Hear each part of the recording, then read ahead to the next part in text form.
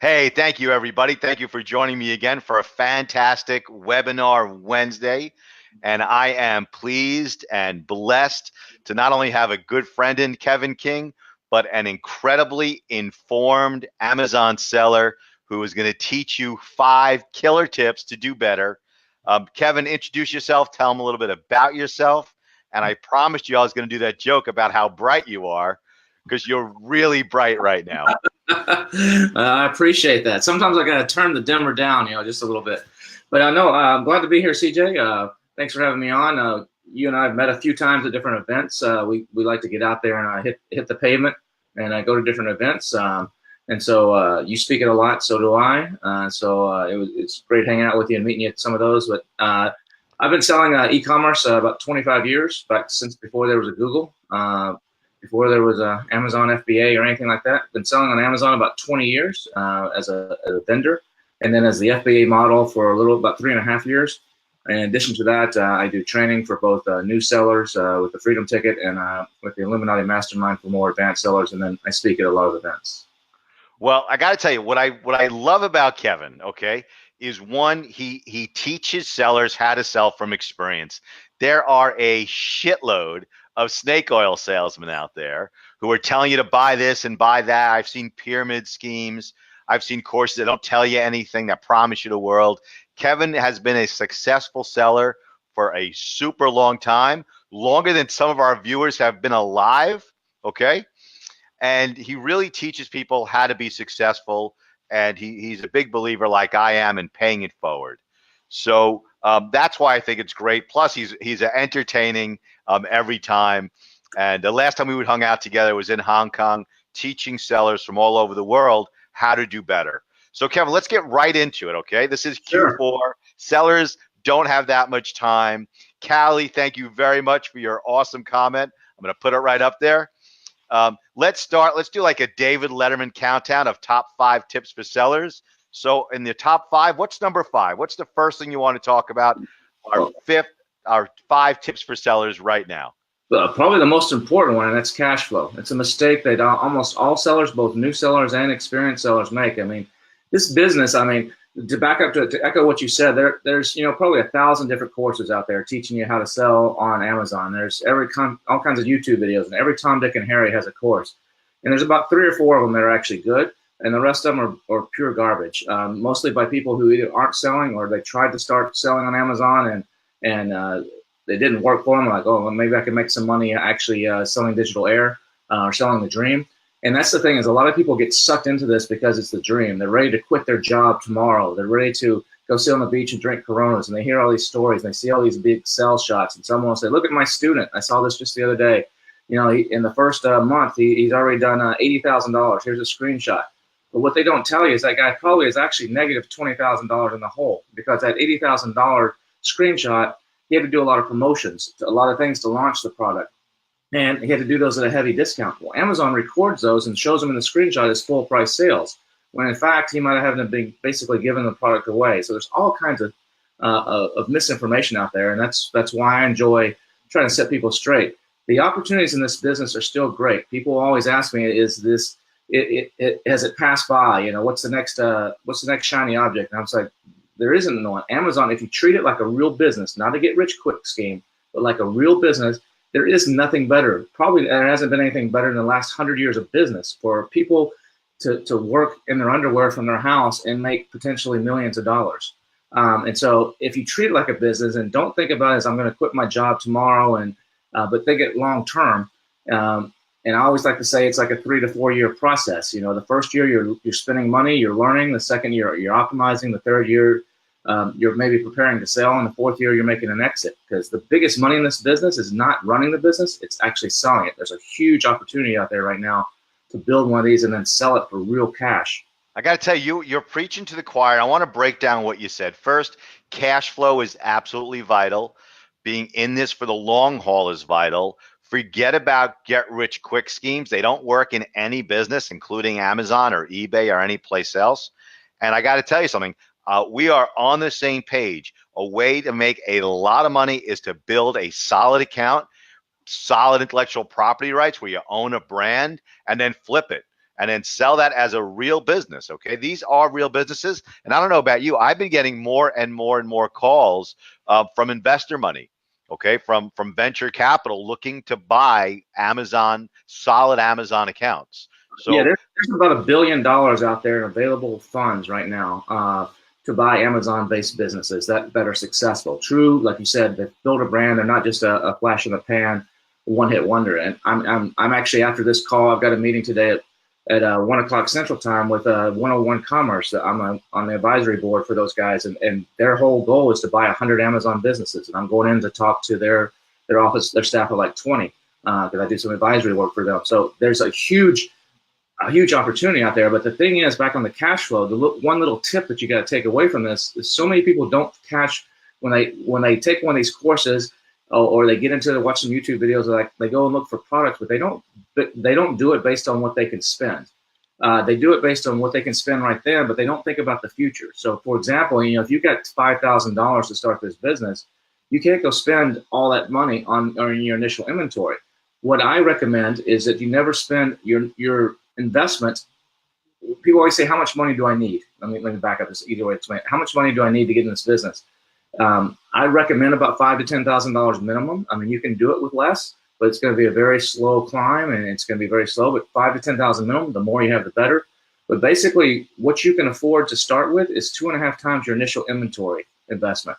So if you have $10,000 is what you have to start with, you should not be spending more than $4,000 on your product, whatever that product is, whether you have to buy 1,000 of them and they cost $4 a piece, or if you're going for something higher priced and that sells like 2 a day, and there's good opportunity there, you don't have to have these best sellers, then you're gonna have to back it up there and maybe buy 200 units or whatever the number is, at $10 a piece.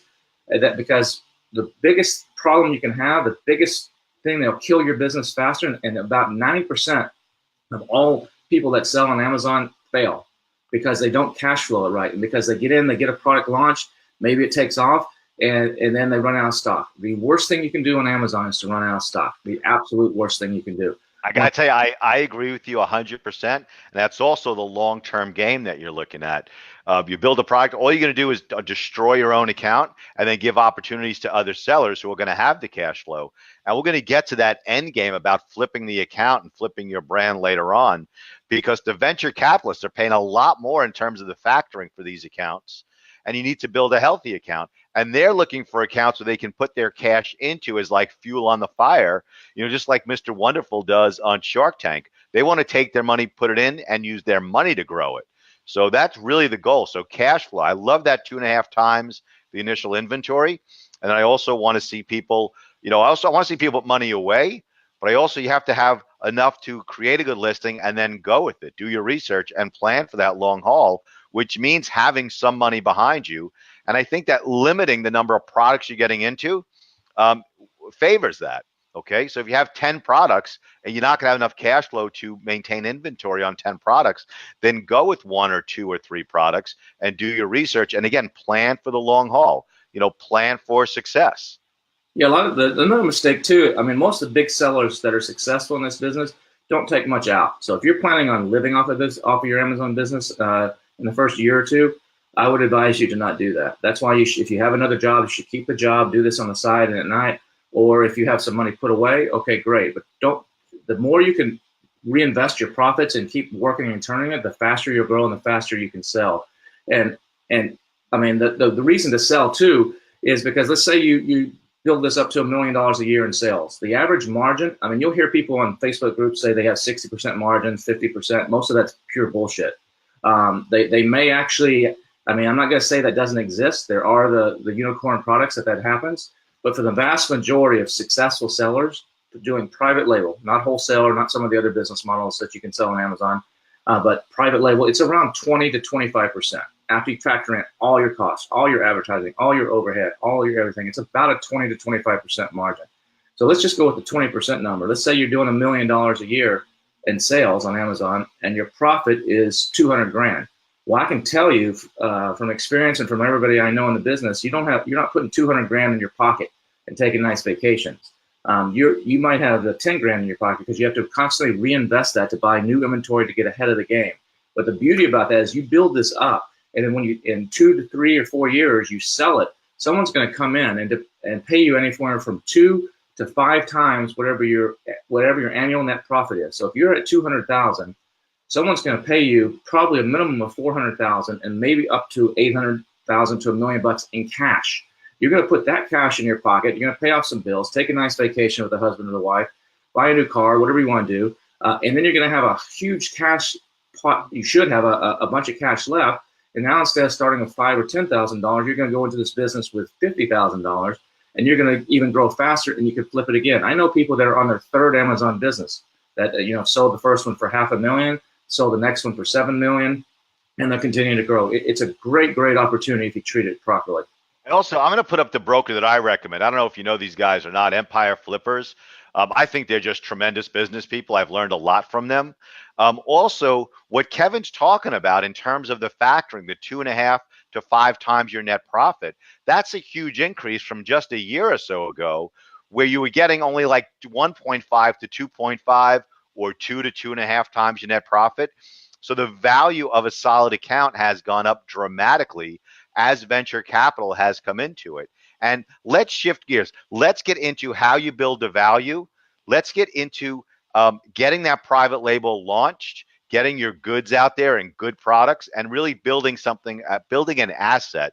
So you have something to sell. And I'm a huge, huge preacher of becoming platform agnostic, for that long haul. Yeah, I mean, Amazon is a great place to start, and I recommend everybody start there. In the beginning, you don't need to worry about really. You should set up a Shopify site or WooCommerce or whatever you want to do, just for legitimacy, but don't put much effort into it. The big money and get the cash flow going is on Amazon at the beginning. And to be honest, when you sell the company down the road, if people always say, "Well, I need to diversify off of Amazon. I need to," and I'm not a huge. I'm not a huge fan of that, actually.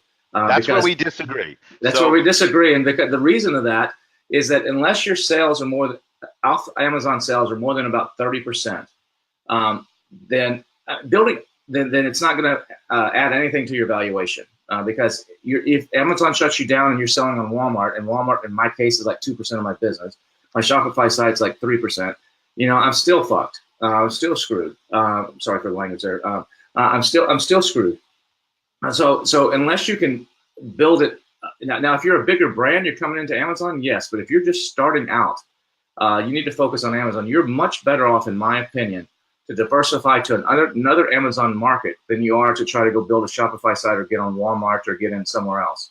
Now, if opportunities present themselves, like in my case, I have pet products is one of my products. I'm in Chewy.com.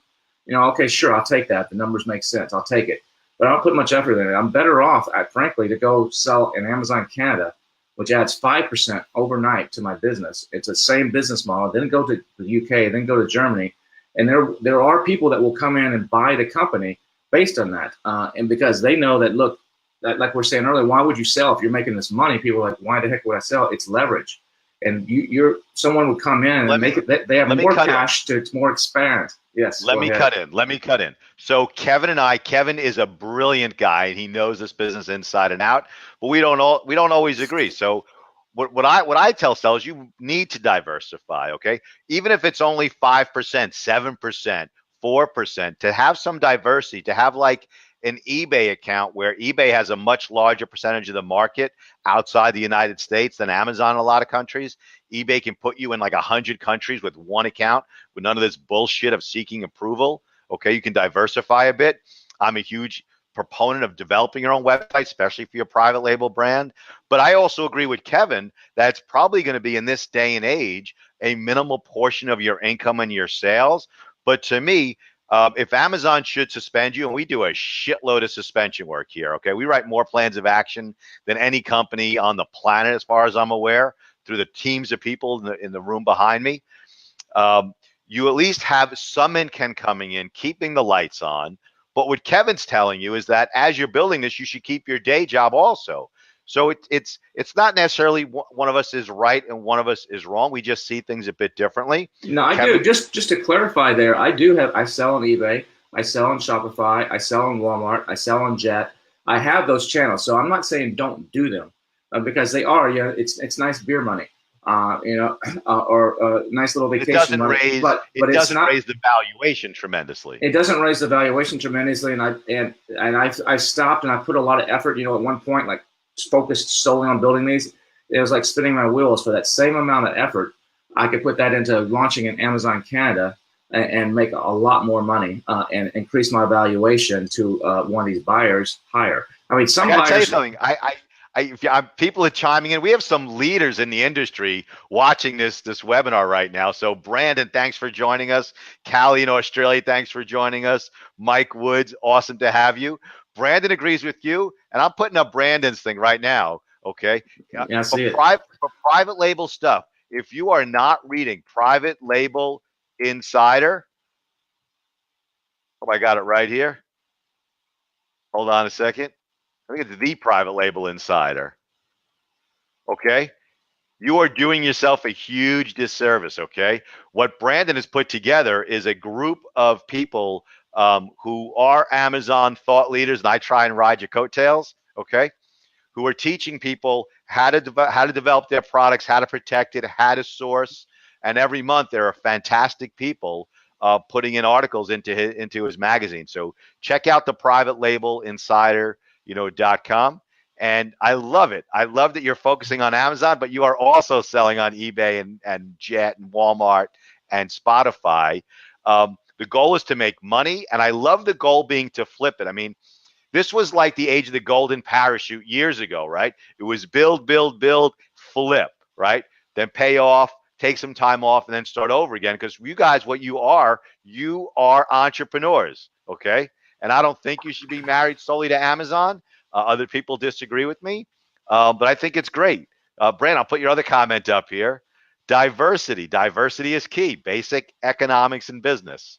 And I got to Yep. tell you, I'll start babbling on in a second. I hate that Amazon tells you can only have one account. I'm not a believer in that. I think it's just a business risk you need to manage. And No, you can have Vince multiple accounts if Familaro you. is going to rip my head off for saying that. I believe in having multiple accounts, even though you might get caught. It's a business decision.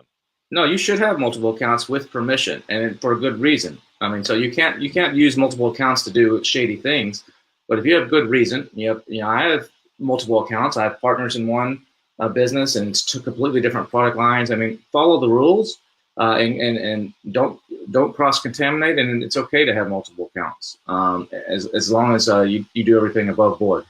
Well, I got to tell you, I don't, to me, okay, to me, I look at it from the perspective of sellers. I only represent sellers, and there are many sellers around the world who can operate multiple accounts without Amazon's permission and without getting caught.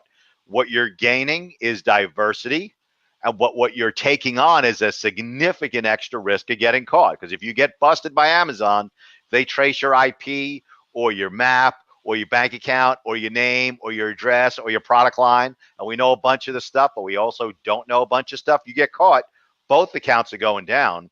But here in New York, there's a tremendous population of Amazon sellers where people run multiple accounts. And in China, they run like 50 to 100 accounts each. So if you can do it well without getting caught, that's great. Other people disagree with me, including people on my own team here say don't do it. To me, it's a business decision: risk versus reward. Most big sellers have multiple. They have backup accounts. There's techniques and things to protect themselves so that if one goes down. Because the problem right now, and Amazon's getting better about this, but the problem is they shoot first and ask questions later. It's too easy. I mean, you know this all the time with suspensions. I mean, usually if someone gets suspended, they may have actually done something wrong, even though they say they haven't done something wrong. But in some cases, it's just some competitor or it's just one customer uses the right keywords or whatever, and your whole account comes down. I agree. And so you do need to protect yourself. I agree. Listen, the goal here, I don't care. If seller calls me and they were doing something, if we can get it back on, we tell them what the risks are, we tell them what we think their chances are, and we try and get them back on. Callie is a thought leader in Australia. Callie, if you can, put up in your next comment the link to your Facebook group, okay?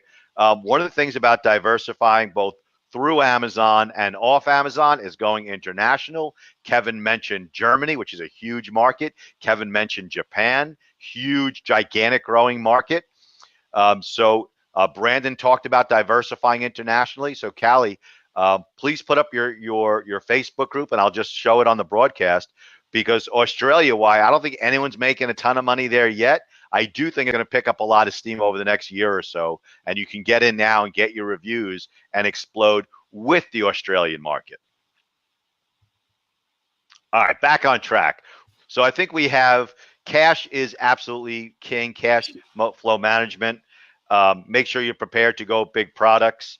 We talked about limited product line, possibly. What's another tip for sellers? I kind of lost count. That was the first one, I think. We're all still in the first. The next one's in the sourcing. The money to me is made in sourcing, not in selling. And so a lot of people, they go to Alibaba, they go to globalsources.com, or they go to Google or whatever.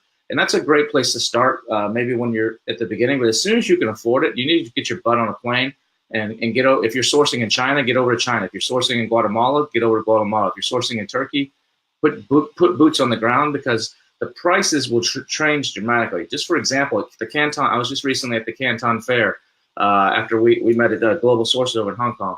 And there was a pair of socks that I had sourced on Alibaba last year, and I was paying roughly $2 a pair or something like that, for these nice little, really nice socks.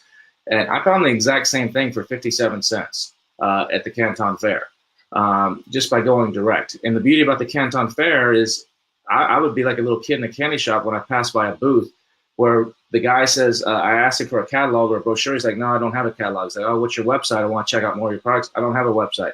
Oh, are you on Alibaba? No, I'm not on Alibaba. This is it. Look at my booth. This is what I have. If you like something, take pictures. I'm like, this is perfect. This is the greatest place in the world to source. Because of that, nobody else is going to be here. The other 200 Amazon sellers that might pass by the booth may see it, but maybe only 2 of them are even interested in the stuff. So I'm like, I have a competitive edge. So the money is made in sourcing. So you've got to be careful in sourcing, because if you beat your suppliers up too much, you're going to get crap.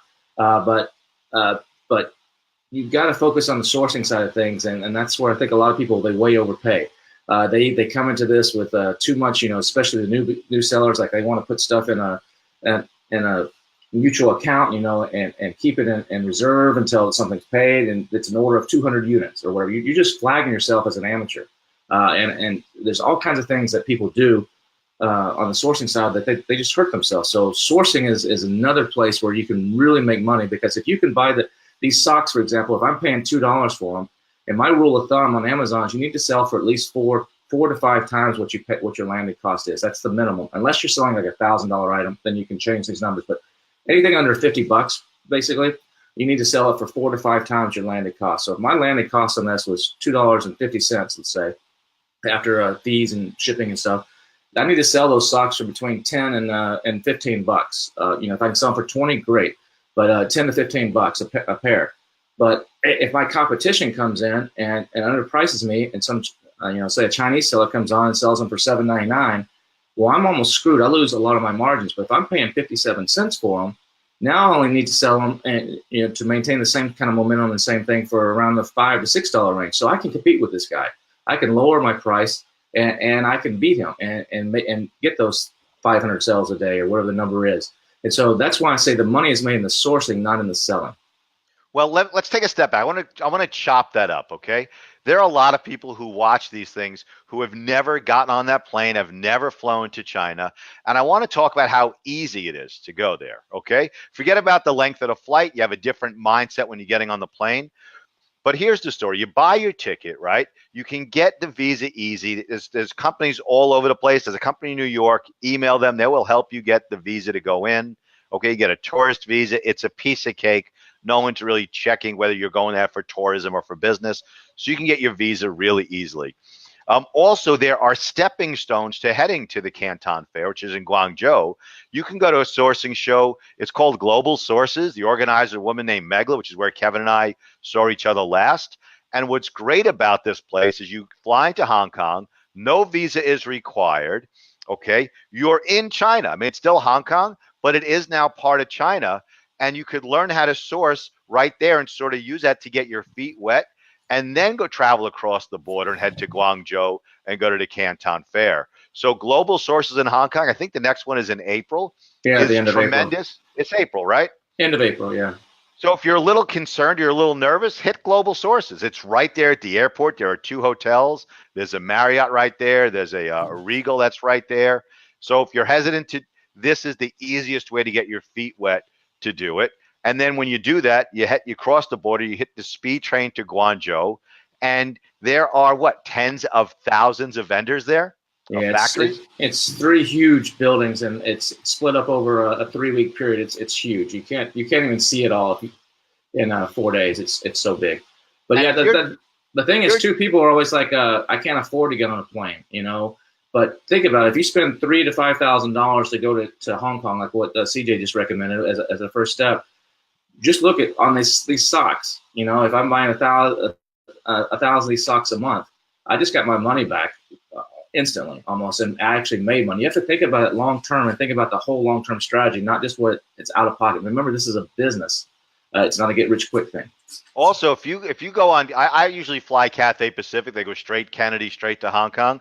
The flights go for like $600-700, maybe $800 if you catch it at the wrong time.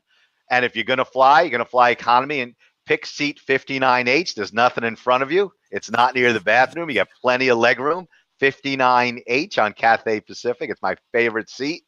And it seems overwhelming until you just do it. Just like when you started your own business, just like when you opened your account, you can do it. You can get on that flight. You can handle China and you can source. And I encourage you to give it a shot, because the money's at the sourcing. Just like you ever see those buy and sell gold guys? They know exactly how much they're going to make when they're buying your gold jewelry, because they see what they can sell it for. So it's the same thing in products. If the socks are going to be $2 versus 50 cents a pair, you know what you're going to make when you're sourcing. This is gospel, okay? Know what you're going to make at the sourcing. And the other thing about China too, the other quick thing about China is a lot of people that haven't been there think it's like some third world backwards country, and out in the rural areas it still is. But the big cities like Hong Kong and Guangzhou, they're more modern than almost any city in the United States. I mean, so you don't need to worry about that. You don't need to worry about eating. You don't need to worry about getting around, not knowing the language. They're very modern places, so don't worry about that if that's your fear too. But the third tip that I would say is if you're doing private label, you have to differentiate. I see way too many people that just do Me Too products. They go on to Jungle Scout or Helium 10, it's X-ray tool, which is a really good tool too to use, and they put in these parameters that they saw in a YouTube video or they saw in a course, and everybody finds the same thing. And so what happens then is you think you've got a hot new product. It takes you a month or 2 months maybe to get it made and to get it out. And by the time you get it out, there's 2,000 other people selling the exact same thing. And the problem is you didn't differentiate. So if you see an opportunity, no matter what the product is, you have to differentiate the product. I'll give you a really, really quick example on one of my products. One of my products is bully sticks. Bully sticks are a dog treat. Most people on Amazon, I went onto Amazon. These things sell really well. And most people in the review, I read the reviews to see what people are complaining about and try to fix that problem. Most of these people are complaining about a couple things. One, they want to make sure the beef is is made from the U.S. It's not from China or somewhere else. They trust it. The second is these things stink. They're from a part of the cow that is not the most pleasant part of the cow. And so these things stink when dogs eat them, where they stain the carpets. So I went and I found a guy in New England who is a classically trained French chef, who puts it through this 15-step organic process, the raw meat, and makes these beautiful, thick, rich dog treats that don't stink, that are made in the U.S. And so what did I do? Most people on Amazon are selling these for like 30 sticks in a package, like a plastic bag with a label on it, for like $30. And everybody's competing for the same space. That's not what I did. What I did is I had a cigar box made there in New York, and a company in New York, which is close to where my manufacturing was. Had a cigar box made. I put 3 bully sticks, bigger, look thicker, but organic, don't stink, blah, blah, blah, into this box. Sold it for $50. My 3 sticks for $50. Everybody else is selling 30 sticks for $30. Now, you might say, who in the heck is going to buy 3 sticks for $50 when it's a value thing? But you got to step back and think about the customer. There's people that their dog is like their kid. They want to give them the best. So I differentiated the product by positioning it with photos, by positioning it with my copy and with illustrations that said, look, take your dog to the best steakhouse in town, treat them, give them my bully sticks. Don't give them McDonald's bully sticks from these other guys. And there's a portion of the market that will buy that. And I have a guy that's bought from me like 130 times already, over and over and over. One guy, and he keeps buying them. And you get a few comments of people who are like, this is a ripoff. You're getting 3, but that's not my market. I don't care. But am I a bestseller? No. Am I selling 100 of these things a day like the other guys? No. I'm selling 15 or 20. But I can tell you my margins on my 15 or 20. I'm in the middle of the pack. I'm making more money than they are selling 100. And I have a completely unique product. So you have to differentiate the product. And differentiating or creating a brand is not just sticking a label on something and creating a logo. That's not branding. That's not differentiation. You got to truly make it different. Now this all feeds in, folks. This entirely feeds into that end game about flipping your business and putting hundreds of thousands or millions of dollars into your account. Because by Kevin developing a newer, better way of selling a similar product by improving upon it, okay, he's developing something that he owns, that cigar box, that better meat that doesn't reek, okay? I mean, that's the name of the game. Differentiate, build an asset that you own and that you can then flip later on. So I think that's tremendous. There's another very successful seller who looked at, it was the best coffee machine or the best French press or something like that. And what he did, he started selling a better filter for it. He looked at the reviews, and what people would do say the coffee press is fantastic, but the filters suck. So he went into the filter business. Okay. And he just sold a better mousetrap. So you can look at successful products, make them better, differentiate, and it's a great way of being successful. All right. What's a fourth tip? We're getting there. Yeah, on that too. I mean, read the reviews of your competition. If you're looking at something, go and read the reviews of the top 5 or 10 or 15 sellers and look for patterns. There's software tools like Helium 10 and stuff you can use that will actually help you with that process. But companies, 10 years ago, 15 years ago, people would pay hundreds of thousands of dollars to do focus groups and studies and stuff to figure this stuff out. But it's right at your fingertips for free if you know how to use it. So the fourth tip is keywords are king on Amazon. And this is where a lot of people make mistakes. Most products make all of their, like 90% of their sales from 3 to 8 keywords. So it's very crucial that you figure out what are those 3 to 8 keywords that are driving 90% or more of the sales for the vast majority of products.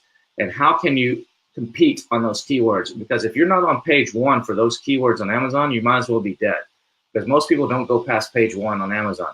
So there's keyword. The beauty is there's so many really good tools. When I started 3.5 years ago, it was very rudimentary.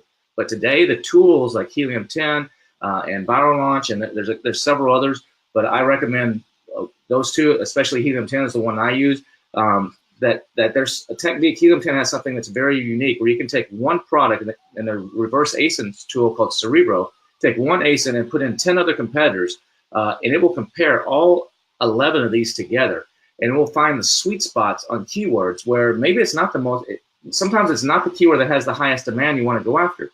Because what happens is there's usually a sliding scale on keywords. So a keyword that has 50,000 searches a month might have a conversion rate of 2 to 3% on Amazon. Let's say it's 5% on Amazon. So that means it's 2,500 sales or roughly a month off of that keyword. But another keyword that might have only 5,000 searches a month might have a 50% conversion rate. And so that 5,000 is the same 2,500 sales per month. But the competition on the 5,000 one is far less and far easier to rank and far easier to compete than on the 50,000 that everybody else is going after, because that looks like they have dollar signs in their eyes and think that's where the money is. It's not always which lake has the most water, it's which one is the cleanest water that you want to go swimming in. And so that these tools will help you find that. And so when you can find those sweet spots, that's what I really think people should focus on. And most people miss that. I mean, I teach that if you go to, I'm sorry, I didn't mean to do a plug, but if you go to freedomticket.com, there's a free webinar there. It's on auto replay. You don't have to buy the course. Don't buy my course. I'm not trying to sell a course. But if you go there and just watch the webinar, it's for an hour. The first hour of it, the second hour, it's a pitch to buy my course. You can cut it off at that point. But the first hour, watch freedomticket.com. I'll show you exactly how to do this steps. It's 7 secrets. I'll show you exactly how to do this if you're not familiar with that. But the keywords, and that's the first thing I look for on Amazon. Most people go to Jungle Scout or Helium 10's tool like X-Ray or something and figure out what their products they're going to look for. I don't do that. Those tools are afterthoughts for me. They're validation things. I first start with keyword demand on Amazon and keyword opportunity. And you got to make sure you're getting genuine keyword research or you're doing it yourself. This is long-term business. This is how to build your own business and your value. You got to put in the time. Okay. Forget the the get rich quick. Those days I think are over. Now you can get rich, but it takes work like any business at all. So check it out. I got to tell you something. I'm a little pissed off. You're giving me the top 5, and on Freedom Ticket, you're giving the top 7. But all right, I feel gypped that we're losing 2 here. Okay, so No, there's 7 more there. I'm giving you 5 good ones, and there's 7 more over there. I got the top 5. Those are the rest of the bottom 12. That's the rest. Yeah, that's the finishing All right. out. Listen, check it out. Check out freedomticket.com. Okay. Kevin knows this stuff. He lives it. He makes money doing it, and he's kind enough and generous to pay it forward. And I'm sure there are people in Kevin's life that helped him get to where he is, and I'm glad he's paying it forward. I'm a huge believer in that. We give out free advice every day to sellers all over the world. All right. Tell us about number 5. Number 5 coming down the pipe. Probably the next most important thing on Amazon is your photos. And this is where a lot of people skim. They take photos with their cell phone or their buddy who has a nice camera. They ask him to take photos. People eat with their eyes first. And you've got people on Amazon, and I'm of the opinion that your bullet points really don't matter for sales. Your bullet points and your description are there for the search engine, and they're there to be discovered and found. Now, there are a small percentage of people that will skim them, or the really anal person will read every single word. And sometimes you do need those to put in, facts that people want to know. Does this work on this electrical current, or what's compatible with this, or whatever? They're don't get me wrong, they're not to be dismissed, but they're not. Too many people spend a lot of time, in my opinion, on Amazon having this beautiful copy made and all this stuff, and I don't really think it makes a big difference. What I believe makes the most difference is your photos. People will look at the price, they will look at the title, the price, and your photos. And if your photos do a good job of selling, and they should, then you made the sale. And you can make a really good product. My $50 bully sticks for 3 versus a pack of 30 for 30, I sold people in the photos. And so I had really delicious looking photos that almost made you as a human want to eat these things. I mean, it was not, a dog on my back porch with my iPhone. Photos, spend money on your photos, and so many people are not willing to do that. And you don't have to go spend tens of thousands of dollars. But be willing to spend, upwards of $1,000 or so, or maybe even more, to have good quality photos. Or maybe start with $1,000, and once you prove the concept, you can go out and do additional lifestyle stuff. But I typically spend around $2,000 per listing on my photos. And I group stuff together, but I do really good lifestyle stuff. I do really good stuff that positions myself.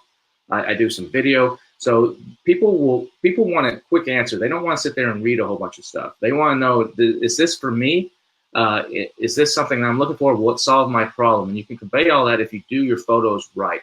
I gotta say, one of the things I see in photos, okay, and it goes with anything. Photos, you need good lighting, you need a good camera, and you need to know how to do it. Okay, so if you're a new seller, look at vendors who are doing it for you. You send them your product, and they stick it in the box with the perfect lighting, and they shoot super crisp photos, and they shoot them in an Amazon compliant way. Okay, and then as you learn, as you're making more money, then you might want to bring that kind of task in house. But if your skill set is identifying the product, if your skill set is looking at the reviews and figuring out what niche to go into or how to improve a pre-existing product, you don't need to be a photographer also. You can send that out to somebody else to handle that for you and get better photographs. And I love that photos should sell your product. That's why we're all here. That's why you're all here. Your main photo is the most important, and there's rules on Amazon. Your photos 2 through 9. You can do, it's a little bit more free reign there. And remember that you're going to be judged by your worst photo. It's kind of like if you go on a dating app and you look at a picture and the girl, if I'm looking at a picture and the girl looks hot and I see one picture where she's like, ooh, that one, that one's pretty bad. That scares me. That might be what I get. So remember, you're going to be judged by your worst photo. But the main photo is the most crucial, and people always sometimes just make it simple. And it has to be on the white background. You can't put you'll see people violating the rules all the time. They'll put banners in there. They'll do different things. You can't be doing that stuff. But there's ways that you can differentiate by using color or angles or lighting or things that make it pop. And take your photo and take a screenshot of the page that you're trying to rank on, and drop your photo into like the middle of that page and see if your eye goes to that photo. If it doesn't, you need to change your photo, because the photo will get the attention before a lot of times even before the price or the title. I got to tell you, our attention span is so short and getting shorter, also based upon what age group you're selling to. I mean, if you're selling to like 20-somethings who do nothing but play on their phone, they have like a 0 attention span. And the photo is absolutely everything. I mean, you look at the photo, right? and then you skip down to the reviews. I agree with you. I think the bullet points are definitely less and less effective. You need good photos and then great reviews. Hey, we talked about Australia earlier. Okay, I want to put up. This is Callie's group in Australia. It is a tremendous place to get information and participate. Okay, so check out Callie's Facebook group for the Australian market. You get in now. There's like not no sellers, but very few sellers. So you can move up the food chain very quickly. So check out Callie's Facebook group to sell in Australia. And Callie had a recommendation to pick Fu. Okay, and that's a photography company. They could take pictures of your products, and they're Amazon compliant. Actually, not no, they don't take pictures, CJ. This is a testing website, and I recommend it as well. So when you're trying to pick a picture to put as your main picture on your listing, you might use your judgment. You might ask your neighbor, your wife, your kids, which one do you like best? That's a huge mistake. Or you could use software tools like Splitly, and there's some other ones that will run these split tests for like a week and do the scientific bullshit on it, but which I don't really, I think there's too many other variables in that. I don't trust those a whole lot. But what I do trust is PickFood. And for like $50, you can get an account over there, and you go to pickfood.com, and you could post, I'm thinking about this picture and this picture. For example, I did one for one of my client I have who was selling energy drinks, and they had a picture of it came in a 12-pack. So they had a picture, as their main picture was the 12 bottles. So it looked like there's a lot of bottles. And they had another one that was a single bottle. You could see it up close. And so they were like, well, we should show the 12. And most Amazon sellers that I ask say the same thing. We should show the 12 because it looks like more value. Well, I ran it on PickFood, and I ran to PickFood, and PickFood goes out and they find random people out there. And you can tell them, I want only people who buy on Amazon, and you could tell the demographics. So if you're selling, makeup for seniors, you don't want some 22-year-old giving you the answer. You want someone that's, over 50 or something giving you the answer. So you can specify all that so it's your right demographic. And then say, look, which of these pictures captures your eye best, or which one do you like best, or which one would you click on first, whatever. If you do it during the daytime in the U.S., within like 15 minutes, you'll have your answer from 50 to 200 people. And then not only will you have an answer, and it oftentimes will surprise you, they will give you their feedback. They give you like a 1 or 2 sentence reason why they chose it. You can look through that and you can, oh my God, I didn't think of that. Oh my God, that looks that this reminds them of something. I need to make sure that doesn't happen. You'll get this amazing insight instantly. So that's a really good recommendation from Callie that everybody, new sellers or experienced sellers, should take a look at pickfood.com. Hey, I got to tell you, I didn't know that. I learn every day. I thought Callie was putting up a photographer, but that sounds great where you can put it up and let them. It's like an instantaneous, cheap focus group. That's really cool. It's really good. And the case of this client, it raised their sales 30% by changing the one photo. Yeah, amazing. The people that are out there who can really guide sellers at low costs so you can increase your sales. Absolutely tremendous. All right, Kevin, what else do you want sellers to know as we get to the end, as we start wrapping up this webinar? The opportunity is better than I think the opportunity is better than ever right now on Amazon if you treat it like a real business and treat it for the long play. Just think about this. In the old days, people would say that there's two things that I disagree with the general population out there. A lot of people say, pick something that's lightweight, weighs under, a couple pounds, fits in a shoebox, can be air freighted over. There's huge opportunity on the bigger side of products, the big things, the refrigerators, the dorm refrigerators, the ceiling fans, whatever, rugs. Don't always think you have to source in China. There's lots of, especially with the tariffs, the 10% now, and who knows if the 25%, it got delayed several months now, if that's going to kick in or not. But there's plenty of other things, in Guatemala and Europe, and you don't have to just source in China. China is the machine. They're set up for it. It's easier. So that's why a lot of people start there. It's a little more legwork to do some of these other countries, but there's plenty of things outside of there as well. And so the opportunity, like I said, what used to be, a 2,000 BSR 3 years ago on Amazon is now maybe a 6,000 BSR. But the sales are actually better than they were 3 years ago because Amazon has doubled and they're just continuing to just grow and grow and grow. And so I always like to say, I don't like to shoot for the stars. I like to shoot for the moon because you can make a lot of money on by going to the moon on Amazon. You don't need to go to the stars. And the stars is where all the Chinese hackers are, where all the competition is where all the problems that CJ is constantly having to fight and deal with a lot of his clients, these under 1,000 BSR products. But if you sit in the middle range in those 4 to 10,000 BSR range, typically you have very few problems with hijackers or competition or counterfeiters. And you can sell, Amazon's become so big, you can sell 10 units or 15 units or 20 units a day. I have 15 products, 15 SKUs all I have, and I do millions of dollars a year on Amazon, and I have nothing that's one of these top sellers at all. So there's plenty of money there if you do this thing right and approach it correctly. I gotta tell you, I agree with you. I think it's fantastic. People have to really look at it as a business, look at the long term.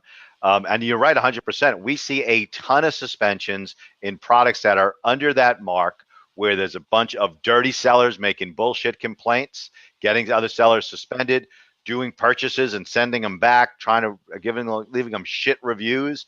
Or we've also now seen a ton of competitors leaving 5-star reviews that are clearly bullshit. Okay. And if you're above the fray in a different product line, you can avoid a lot of those problems. So I think that's absolutely tremendous, tremendous advice. All right. What I want to do a couple of things, and Callie is loving you. And I recommend you guys do an interview together on our Facebook group, and hope to see you in Australia at Retail Global, okay, in Gold Coast. But I want to talk about one more thing that is really, really close to my heart, okay? Absolutely, absolutely vital, okay? Those of us who are doing any type of business on Amazon are also usually shopping on Amazon, okay? I mean, I love that when I got my new MacBook Pro, the dongle arrived like the next day by Amazon, and I'm using it, and it's fantastic, okay? I got my stuff from Bernie Thompson's company, Pluggable, fantastic products. Bernie, thank you very much for the advice and the product. But anyway, if you are shopping on Amazon, Amazon has a tremendous program called Amazon Smiles, okay? And you shop through Amazon Smiles. You can pick any charity you want. This is my charity, okay? Ty was a little boy who was diagnosed with brain cancer when he was 3 years old. He died just after his 5th birthday, and it was an awful, awful fight. The treatment was shit. The doctors, the trips to the hospital, this boy suffered tremendously, okay? I mean, an absolute tragedy for this boy who was so strong and so loving, who embraced life with his lollipops and just tremendous young boy who passed away. And his dad Lou and his mom Cindy turned this god awful tragedy into triumph, and they created this foundation, the Ty Lewis Campbell Foundation. And if you use Amazon Smiles and you pick the Ty Lewis Campbell Foundation, Amazon will kick back a small portion of the sale, and they send it right to the foundation. It doesn't cost the buyer anything. It doesn't cost the seller anything. So if you're buying anything at all on Amazon, please use the Amazon Smile program. Please pick the Ty Lewis Campbell Foundation. Every dollar helps. Every single dollar helps. So please, Amazon Smiles, Ty Lewis Campbell. Kevin, thank you so much for coming on. It's great talk with you again. I love our debates. Callie and Brandon and Mark and everybody else, thank you for your comments. And please stay tuned next Wednesday. We'll have another webinar. Good luck in Q4. And again, Amazon Smiles, the Ty Lewis Campbell Foundation. Thank you very much.